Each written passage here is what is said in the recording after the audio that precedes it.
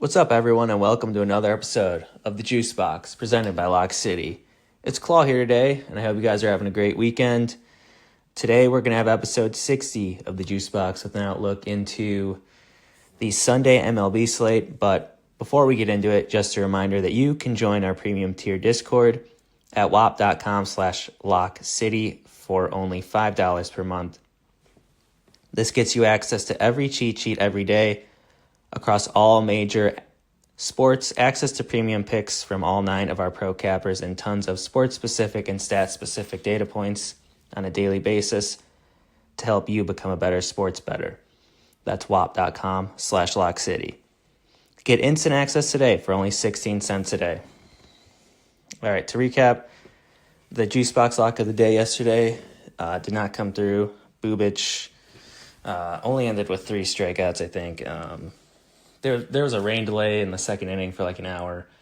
Fortunately, he came back out to give us a chance, but he just didn't have the K stuff yesterday. I don't know if it was the rain delay or not. Overall, he didn't come through, so let's find another winner for today. First game of the day, we have the Mets at the Cardinals. We have Blade Tidwell versus Eric Fetty. The Mets are minus 120 on the money line, and the Cardinals are plus 102. The over-under is 8.5. There's not much I like in this game, and also I should mention there's a bunch of games today where weather could impact the games.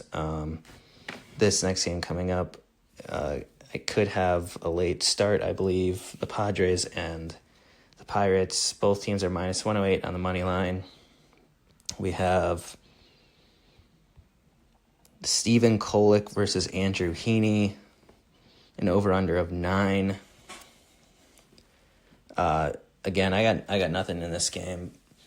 Maybe Andrew Heaney strikeouts here at the Padres. If they do strike out, it is to lefties. And Heaney's got a 3.5 line here, so 4 is not asking much. Next up, we have the Royals and the Orioles. The Royals are plus 120 on the money line, and the Orioles are minus 142. We have an over-under of 9.5. Michael Lorenzen versus Kyle Gibson.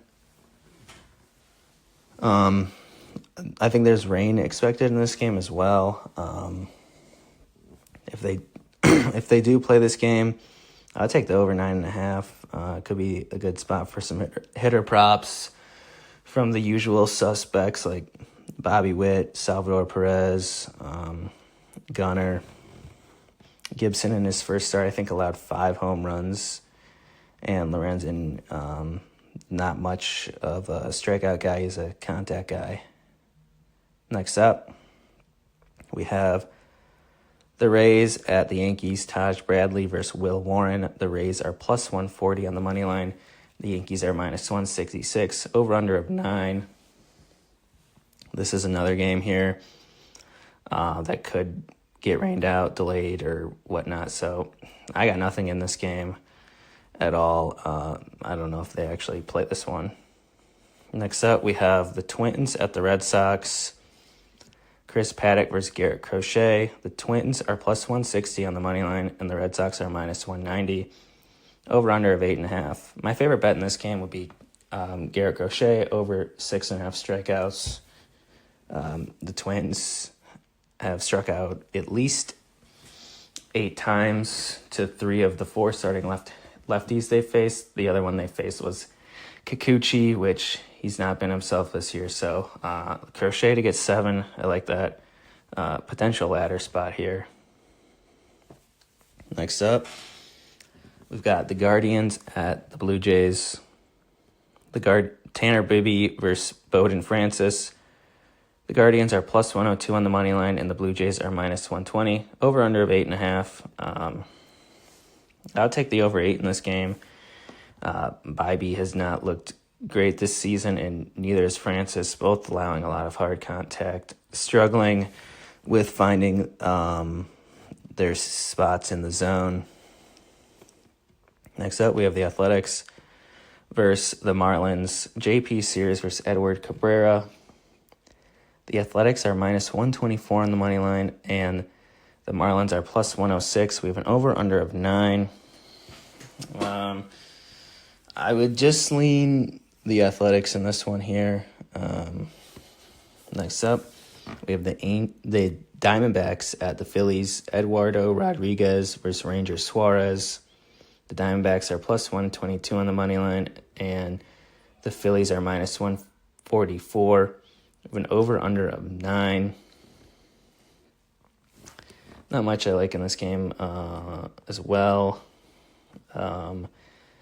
Eduardo Rodriguez over 5.5 strikeouts could be a good look. If the Phillies strike out, it's going to be to lefties. So 6 for Erod at plus money could be a good look there.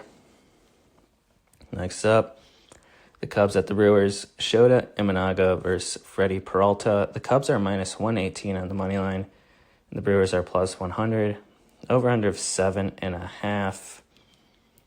I'll take a first 5 under here. I like the Aces to show up today. I don't know if it results in strikeouts. It's a tough matchup for both of them, but I think they both pitch effectively to keep the game low scoring. Next up, we have the Astros at the White Sox. Lance McCullers versus Bryce Wilson.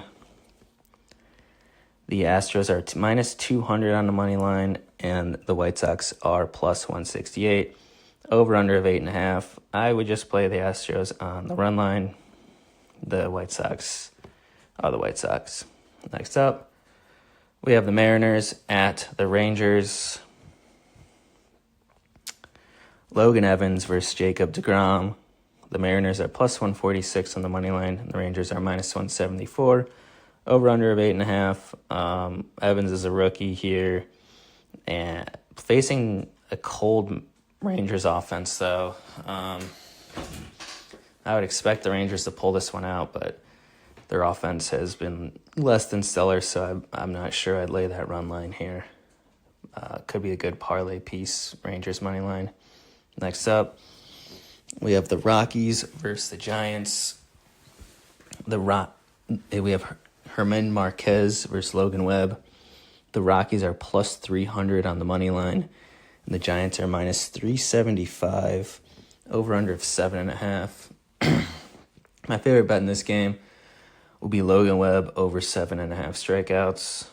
Webb in his career typically hasn't been a strikeout guy, but this year he's at 29, a little over 29% K rate. That's 9% better than he was last year. Swinging strike rate is up 5% as well. So he's been a different pitcher this year. He used to be more of an innings eater, ground ball guy, but he's been K'ing a lot of guys, and he's got the perfect matchup to do it today. Next up, Tigers versus the Angels. Reese Olson versus Jack Kochanovich. The Tigers are minus 180 on the money line, and the Angels are plus 152. Over-under of 8.5. Just take the Tigers on the run line here. Kochanovich is horrible, and Olson has been dealing to start the year. The Angels' bats are nothing to be worried of. Next up, Nationals at the Reds. Mackenzie Gore versus Nick Martinez. The Nationals are minus 104 on the money line, and the Reds are minus 112. Over-under of 8.5. I would lean the Nationals in this game here. Nice price for them as an underdog. Their bats have been kind of hot to start the year, and I don't mind backing Mackenzie Gore, even in a tough matchup. Next up, we have Game 2 of a doubleheader here. We got the Mets versus Cardinals, Game 2. Tyler McGill versus Andre Palante. The Mets are minus 142 on the money line, and the Cardinals are plus 120. Over-under of 7.5. No play here until we see lineups and results of the first game. Next up, the Dodgers at the Braves, Sunday Night Baseball game. Dustin May versus Bryce Elder. The Dodgers are minus 138 on the money line, and the Braves are plus 118. Over-under of 9. All right. And for the best part here, the JuiceBox lock of the day, we are going to go to the Athletics and the Marlins game. We're going to take the Athletics on the money line here, minus 124. We get to back JP Sears here, 4-2 on the year, 2.94 ERA, and more so fading Edward Cabrera here. He's 0-1 on the year, 7.23 ERA, and I only really like to back Edward in games where he can strike guys out. The A's are not a strikeout team, and I think they can put up some runs here on Cabrera. So lock in the A's here to get another win in Miami. That's minus 124 on FanDuel. Let's cash all these bets today, and we'll see you all here tomorrow. Peace.